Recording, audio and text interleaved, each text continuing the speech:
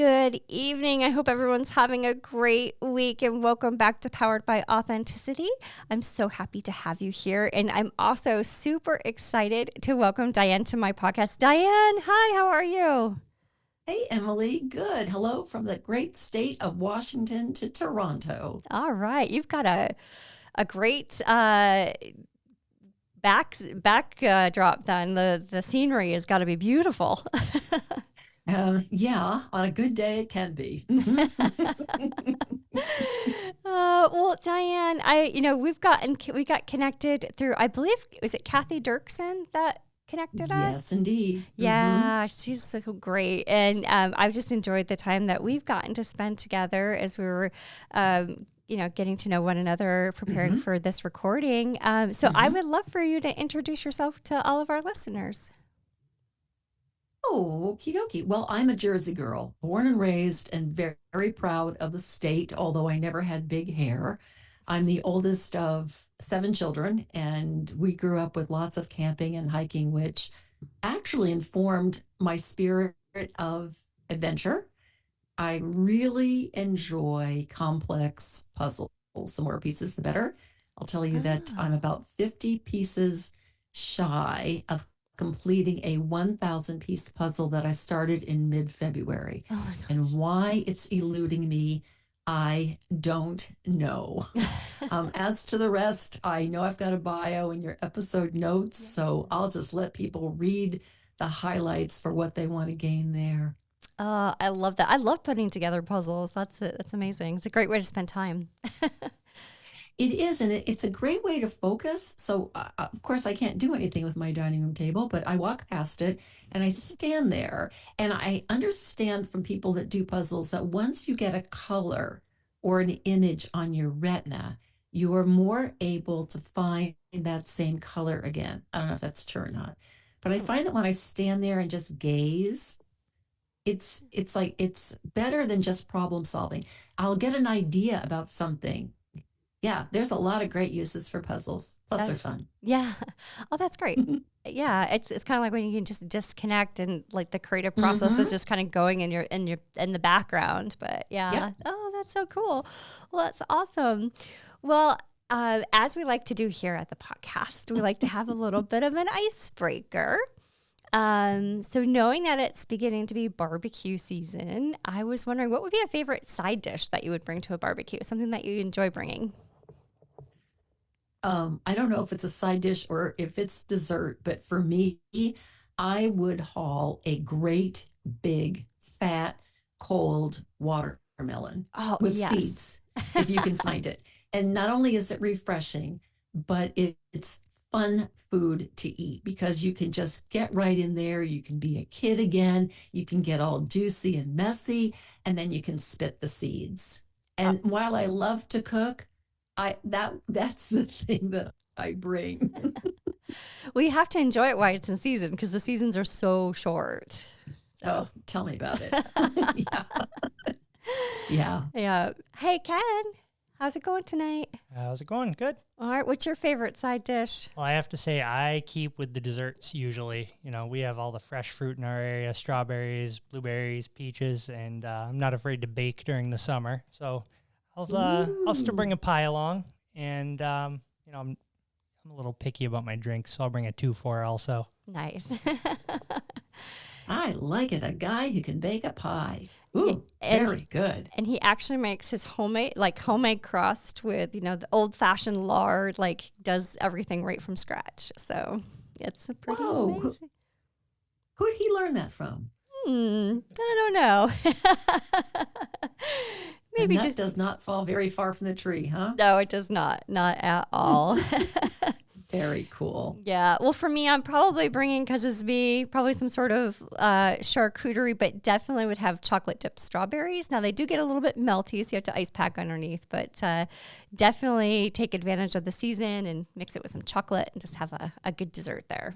So. Oh, lovely. Well, the next time y'all are out on the West Coast, just ring me up, and regardless of the time of year, we'll figure out how to have a barbecue. I like it. I like it.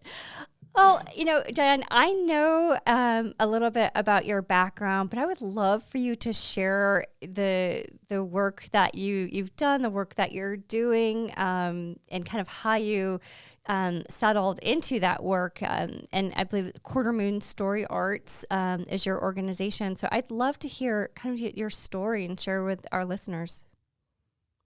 Thank you, Emily. I think that what I'm going to say here will probably have bearing on how other people are considering their current state of affairs with their career changes, breaking out to something different, someplace different, all the challenges that we've experienced since probably the COVID came and invaded the world.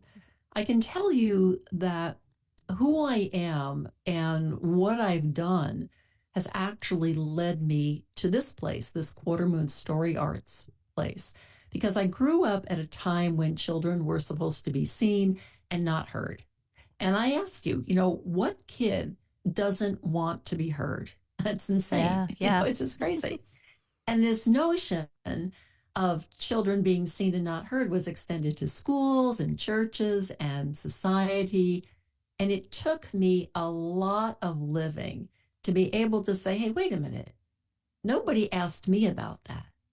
I want to be seen and heard and understood and listened to. Mm-hmm. And I had to work really hard at saying what I mean and meaning what I say.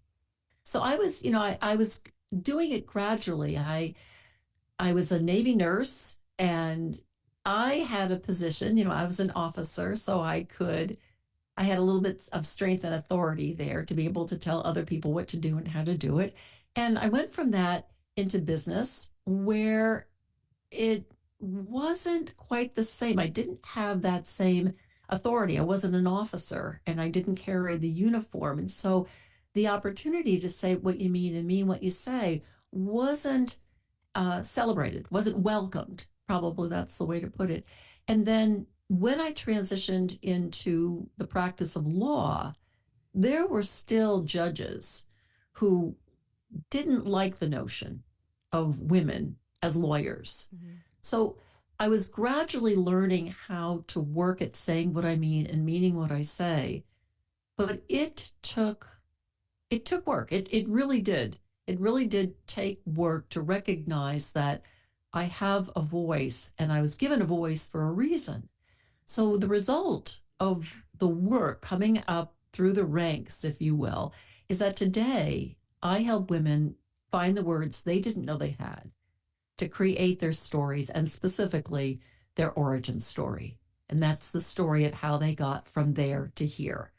So for me, I see stories in women, and I guide them to creating and developing and acting on and sharing those stories in their own words, their voice, the spirit of who they are. And for us women around the world, I think these are spiritual journeys. These are really important deep dive journeys, the end point of which could be used for business or for personal. You can use it for marketing or branding or keynote, or just getting in touch with yourself and giving yourself a roadmap. So now that I know how I got from there to here, I have a better idea of how to get from here to there. So it's an example of how knowing who you are and where you came from and what your values are show up, manifest in your life. So just in case anybody wants to know, my top 3 values are adventure, justice, and self-expression. And it was only by looking back that I learned that I had those. Backpacking and going on the Camino and hiking the Canadian Rockies with Outward Bound. Justice, of course, showing up in the law. And then it's a no-brainer, self-expression. So that is, that's a bit of a story about how I got from there to here.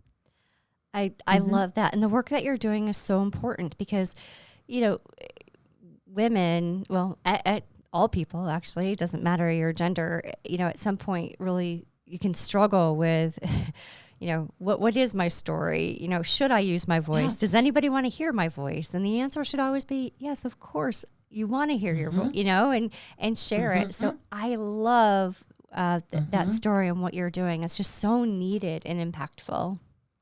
Thank you. I think you're absolutely right. There are so many people, but I focus on women. Yep. So I will say there are so many women who say, number one, I don't have a story. And number two, if I did have a story, who would want to hear it? And number three, how do I even get it out there? Well, let's go back to when you were 7 or 8 or 9 and hear what you were like as a little human then. So yeah, the work that we're doing together, you on the podcast, me on this podcast, yes, I think it is elevating the voices of people in the world so that we can continue to make it a bit better than it was when we woke up. Yeah, I that's beautiful. I love that. And I think too, right now, when you look at the way of the world and all of the layoffs that are occurring, or you get to that midlife point and you're like, I'm just not happy. What I thought and where I thought I would be, I'm just not doing that. I'm not there. I look at when I faced a layoff in 2022, some friends of mine who just went through it about a month ago, you sit there and you don't know what to do. Like, it feels like a challenge and a mountain that you can't climb.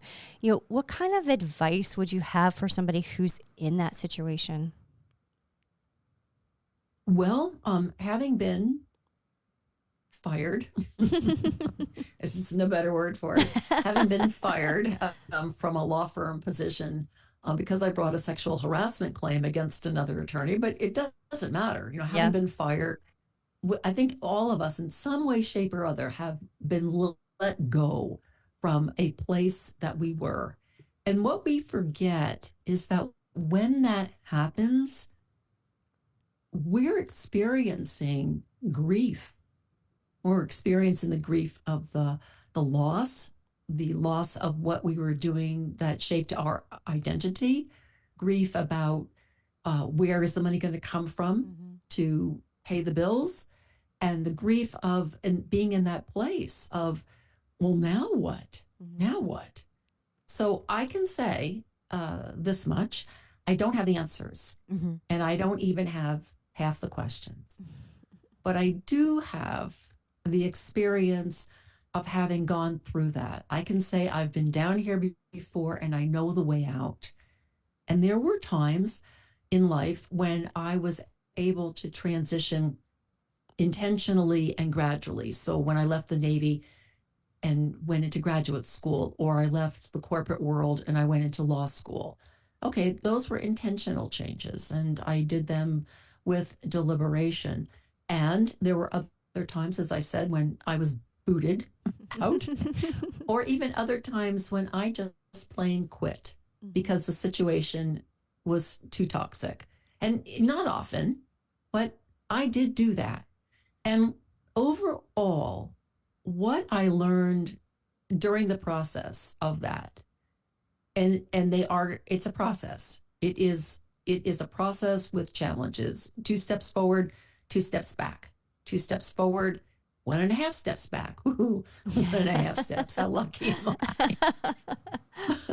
But what I learned was to pay attention to intuition. And I know that people call it women's intuition, but the fact of the matter is, it's something that we're given a force and energy. We're given that to keep us safe, to offer guidance and direction, to provide courage. And a friend of mine always said to me, Diane, truth whispers, everything else shouts. Oh, wow. And if there was a lot of noise, I know she was a divorce attorney, a really wonderful lady. She really kept an even keel, even with the work she was doing. Truth whispers, everything else shouts. And there is so much noise out there now. I mean, this digital age, it is noise on steroids. It just is. And so part of the caution I would offer is paying attention to that noise. If you can, mellow the noise, block out the noise, and listen carefully, pay attention to your intuition. And here's something that we don't do early on. And I think maybe it's just the wisdom of aging. But in the beginning, we're always saying, I want to do this with my life. I want to do that with my life. This is where I'm going to go. This is how I'm going to get there. This is who I'm going to marry. Yada, yada, yada. But if we have an opportunity to stop and say, life, what do you want from me? What do you, and there's a wonderful book out there. It's by a Quaker. The author is Parker Palmer. It's been out there 1,000 years. It's a very slim volume, but it is entitled, Asking Your Life What It Wants. And for a tiny little book, it has a lot of wisdom about just saying, hey, I've been imposing my views on you a long time. What is it? What is it that you would like to tell me about where I should be going?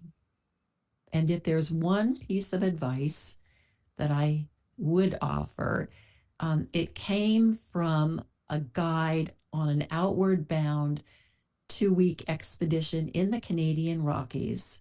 And we were learning to rappel down this really scary mountain. And one of the women was stuck midway. And she said, there is nothing to hold on to. And she just hung there. And time passed. And then one of the two guides that was way up above, we couldn't even see her, said, if there's nothing to hold on to, grab it with both hands. Oh, I love and that. I've always remembered that because, there is always going to be something, even if you're just grabbing your both hands. A lot of what you said though, it's, that noise and, trying to drown that out and listen to your gut instinct and just that intuition. But I'll say for myself, what happened is I got so hurried and so caught up in the fear, the fear of where's the money going to come from? And I remember like 5 days after I got let go, my husband looking at me and like, you need to just stop. Like it's just you. But I think that's so common that you just get so caught up and you start hearing all of that noise, and a lot of it's noise in your head, that if you can just take a breath and listen to your gut and, just take a moment to pause, and realize at some point everything will be okay. It'll be all right. Yeah. Absolutely. But it's so hard to stop and do that. It just really is. Well, it is. And I think part of that is this whole digital age that we're in with all of these devices. And no matter where you turn, somebody or something is telling you what to do, how to behave, do it now. And you feel that. I think part of the feeling is, well, number one, there is the grief of the loss, and the grief is compounded by our own tapes in our head, our own voices in our head saying, well, you're a loser, you're a failure, you couldn't cut it, you couldn't make it, whatever. So you've got the grief of the loss on top of your own head tapes that are going on. I don't think we have tapes anymore, but the old voices in your head that are continuing, and then the noise of the interweb. All of that is compounding the situation. And people have lost jobs since there were jobs to lose. So our situation is no different than anyone else's situation. And the last thing I'll say about this is there was a line in a little bit of a verse by C.S. Lewis, and I use it around the power of stories, but it applies here. The line is, what, you too? I thought I was the only one. And so the more we talk about these things, like you're doing with this podcast, Emily, is saying, look, this is a rough spot. You're in a rough spot. And people have been in rough spots before. Now, what can we do about that? Well, we can take a breath, we can step back, we can look at the situation, we can assess. Do I have assets and resources to tide me over for a while? Do I have people I can lean on? Do I have a support network? How do I make use of that? And that's how we get out. And then once we do, we help the next guy or gal. Yep. Oh, that I love all of that. And I think one thing too, so just kind of talking about helping that next guy or gal networking.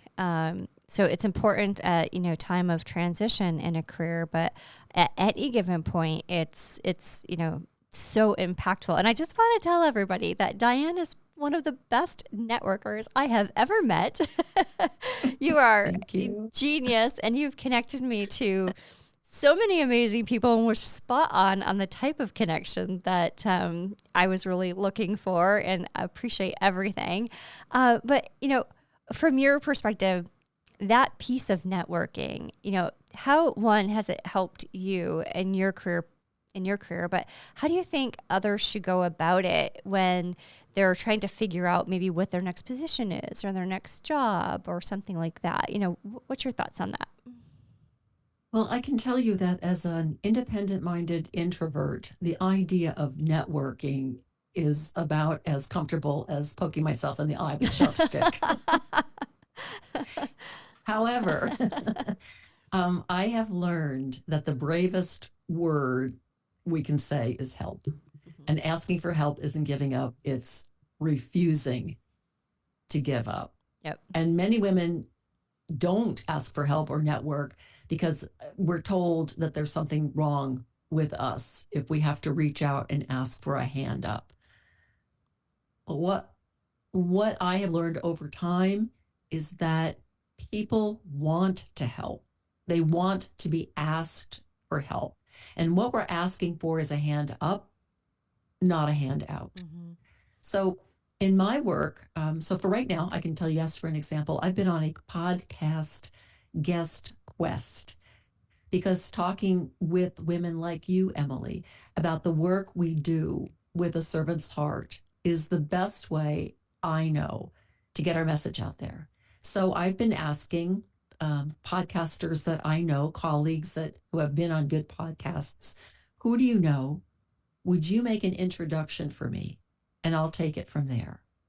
So people in the same situation, I would say, consider this a grand experiment of exploration. Look at those people that you know in your circle, your first tier, as it were, and reach out to them. What are the stories that they are telling? Who are they? What is it that attracts you to those people? What is it you would like to know from them? And go with a request. I'd like 15 minutes of your time to pick your brain about X. And then when you're done with that time, thank you. Follow-up is always really appreciated, written if you can do it. And at the end of it, who do you know that I can talk to that would give me 15 minutes of time that I can explore X with them? Would you make an introduction, email introduction, text, whatever?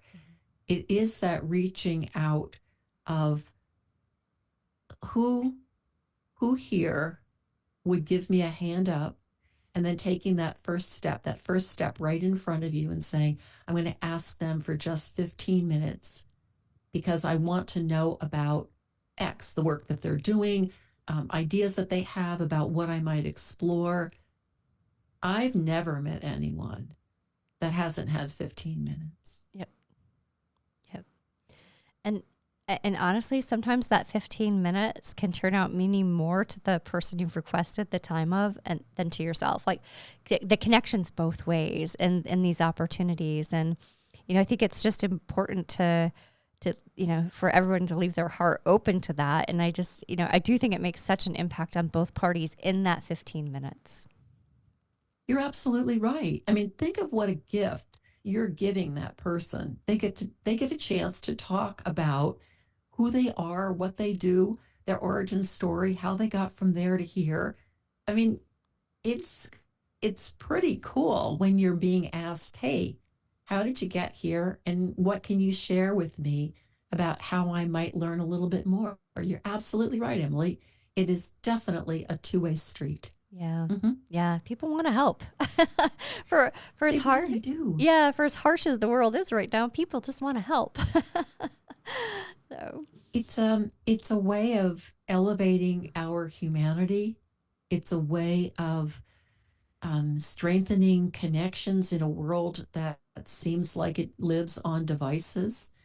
So truly, truly start asking for 15 minutes so that you can explore with that person what it is that you're interested in, and go with some questions already prepared. I mean, like you and I have done, Emily, getting ready for this podcast. What is it that you want to know? How come you think this person can help you with that? And what is it that you want to walk away with? In addition to have that little sentence down of, who do you know that I can talk to? Would you make an introduction to them for me? mhm. So that you are going in there prepared, and then always follow up with a thank you somehow. Writing is always best, but Yeah. always remember your manners. And then along the way, you just never know. Someone might say, hey, I've been wondering, I've got a spot, I've got a person, I've got a whatever. Yep. You'd be a good fit for that. Yep. I love that. One thing too, I think when you're taking that step and you're looking at, where you're going to possibly pivot to, or and people that you want to talk to, I also highly encourage to look at what your transferable skills are from a next pivot perspective, because you look at somebody who is maybe a project manager but wants to pivot more. They think marketing would be more interesting. So because maybe they have great creative skills on the side, so they want to tap more into the creativity, but they have that time management piece. So, maybe also when you're looking at people to network with, think about areas of yourself that may mean or translate to a new career, and then also go find people who might help you figure out whether or not that's the right next step. Absolutely. Yes. When you're looking at your transferable skills, you're looking also at your values. Yeah. What's important? What kind of an organization do you want to be in, or position do you want to be in? So yes, find that, find the big picture, the overarching themes in your skills, so that you can talk about how something that on its face might not look like it applies, but it could, whether it's problem solving or expression or social consciousness or something else. Great tips. Yeah, Emily, very good. Thank you. Yeah, no, absolutely. And, it's been so fun getting to know you and all of our discussions. And you always leave, when I've talked to you, the couple of times now, even in your emails, you always leave me with such a positive feeling. Like I love how you do that. And I can only imagine, how that must, when you do a speaking event or a podcast, how that must really make everybody feel, having interacted with you, because I know myself how I'm feeling at just having gotten to know you and see your skills in action. Thank you. That's age. That's age showing through. So my brothers and sisters might not agree with you, but then I'm the oldest, so I can tell them what to agree with or not. So thank you. That's wonderful to hear. Yeah, I'm the youngest, so I usually just get told what to do. Yeah. Yeah. I have a very bossy brother. We'll see which brother listens to my podcast the most, because I'll get a text message. He's the one that gets the pie. Yeah, exactly. Well, so what's on the horizon for you? Anything new and fun, or some upcoming events you want to share? Oh, let's see. Well, Hoda Kalani and I will be doing an Eventbrite for to help people who are in the career business help their clients who might not have access to university skills put together their story so that they can sell themselves, their transferable skills, to potential employers. That's coming up. I'll be speaking in June. You might have seen on LinkedIn. It's a program called Are You a Tigger or ER? It's about leadership. I love it. And then I'm just continuing to grow Quarter Moon Story Arts. I just started a Substack account under Wyzga on Words so that I can do some writing there. It's kind of half baked. It's a half baked pie right now. And then the last, and you got so many things you got to do. And then the last thing is, I really want to get out and explore the state of Washington and find out who and what is out there. So that's on a personal, on a personal level. Time for a road trip. Yeah, yeah. Oh, that's awesome. That's great. I feel that I think we should do a road trip too. I'm not sure when the next road trip is, but I think you're right. I think it's about time for something. Something good. Go Yeah. explore the world.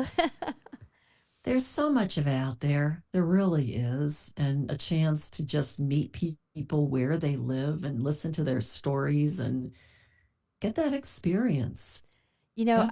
I have to say, so prior to COVID, Mhm. I traveled like 220 nights a year. It was extensive. And My. when that just stopped, there's something about not being out in the world and not meeting strangers. A few right around Easter, a story popped up, and I had met this lovely woman at the Richmond airport, and we became fast friends and had this amazing conversation. So, I think too, leaving yourself open to those type of connections, you also never know who you're going to meet when you're out just traveling and adventuring the world. That was my experience on the Camino. I met people from 29 different countries. Some, like Koreans, I couldn't speak to. They couldn't speak to me. But there was a Korean opera singer who sang O Sole Mio, and I've never heard it sung more beautifully. And being out there on one's own, being a pilgrim and relying on the kindness of strangers, you really realize that at the core of it, we're all the same. Mm-hmm. We're all the same. We want to be seen, heard, understood, listened to. We want to go home and have a good meal. We want to be around people we love, and we want to do those things that give our lives meaning. So yeah, any chance you get to get out there and say hello to people in the world, go and do it. You're not going to cross the ocean by standing on the shore. Yeah, very, very true. And, I think that just getting out there too. And, if you're in a place of transition, it's a good time that may not feel at the right time, but it's also the right time to put your mind at ease and go meet people. And like I said, you never know when you're going to stumble upon a stranger who can actually help. So you just got to leave that open. And I'd like to invite your listeners that if they are in that open space, that there's an opportunity to have a no sales, no obligation, 45 minutes with me. We can chat about your story. We can chat about your project. And a lot of times that is all anyone needs to get a little bit of a direction. So on my website, Quartermoon Story Arts, there's a place to sign up with Calendly for that. And I would be delighted to talk with your listeners and see how I can give them a hand up as they're trying to figure out next. I love that. And thank you. And we'll be sure to put the links in the show notes. That's amazing. And, truly the time, and I do want to just make sure that I've hit home what an amazing connector you are. So 45 minutes on the phone with you, ultimately, I'm sure can just make an impact to somebody's life, because connection through yourself and that one-on-one, but then also you just inherently seem to be able to bring people together. And what's the phrase that you say? One. Each one lift one. I love that. Yes. Each one lift one. That's perfect. Right. Last person out of the room, shut off the light. There we go. If we can get peace in our time through the work that you're doing, and your producer, of course, Ken, I think that we've got a really good shot. We've got a really good shot of helping the world be a little bit better than it was when we woke up. Mm-hmm. I love that, Diane. And I've loved this conversation. I've been looking forward to it ever since we Me booked too. it. Yeah. I just loved it. So I just want to say thank you for being here. I really appreciate your time. I value your time. So I really appreciate you spending this part of your evening with us today. Thank you, Emily, and thank you, producer Ken. And if I can ever be of service to you, please, I'll just I'll keep a story burning in the window. And thank you for this opportunity. I love that. Thank you. And I just want to take the time to say thank you to producer Ken for his time this evening. I appreciate it. You got it. And also thank you to Go Art here in Batavia, New York for the use of their podcast room. Tonight was a little bit of a crashing situation because I forgot to fill out the form. So luckily I was able to crash the podcast studio, and they've allowed it. And I really appreciate the community support. So I want to also say thank you to the listeners. We hit 12 countries this week. So we're now have subscribers in 12 distinct countries, which is amazing. So I just want to thank everybody. It truly means a lot. I value the platform. I value everybody's time and appreciate you listening. So thank you, everybody, and I hope you have a great rest of the week.